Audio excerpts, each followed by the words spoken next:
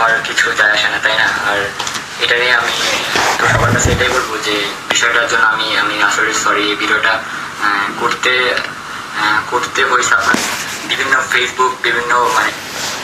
আসসালামু আলাইকুম দর্শক, কেমন আছেন সবাই? আশা করি সবাই ভালো আছেন। আজ আমি যে বিষয়টি নিয়ে এসেছি, এই খাঙ্কির ছাওয়াল এখন এসেছে লাইভের কথা শুনে আমার শরীর আরো গরম হয়ে গেছে।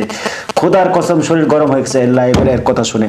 তাহলে আপনারা শুনুন, সাথে থাকুন, দেখুন কি বলে। তো ভিডিওটা থেকে জাস্ট ভিডিওটা আমরা কখনো ভাবতে পারি না ভিডিওটা মানুষ এতটা খারাপ মাইন্ডে নিবে বা নেগেটিভ মাইন্ডে নিবে, বিষয়টা এটা আমরা কখনো ভাবতে পারি নাই। আর যদি ভাবতাম তাহলে নটির ফুলায় অপমান করতেছে প্রবাসীদের, তারপরও ভাবতে পারে না যে এটা খারাপ মাইন্ডে নেবে। এটা কি খারাপ মাইন্ডের ভিডিও না? নটির ফুলা শুনুন, সাথে থাকুন। এরকম ভিডিওটা আমরা করতাম না। আর ভিডিওটা নটির ফুলায় ভিডিওটা বলে করতো না, তো ভিডিও করলি ভালো কথা, ভিডিও করতি না ভালো কথা মেনে নিলাম, কিন্তু নটির ফুলা তুই ভিডিও ডিলিট করলি না কেন?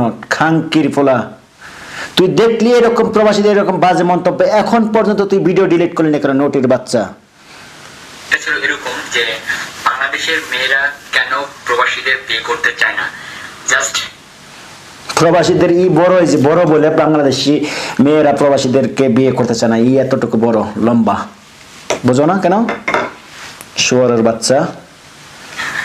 জাস্ট একটা ভিডিও, জাস্ট এরকম একটা ভিডিও আমরা ভাবতে পারি না এই ভিডিওটা নিয়ে এতটা সমালোচনা হবে।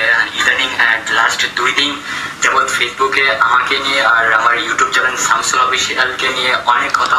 খানকির ফুলা তোর শামসুল অফিসিয়াল ইউটিউব চ্যানেল, তোর সব কিছু শেষ হবো ইনশাল্লাহ।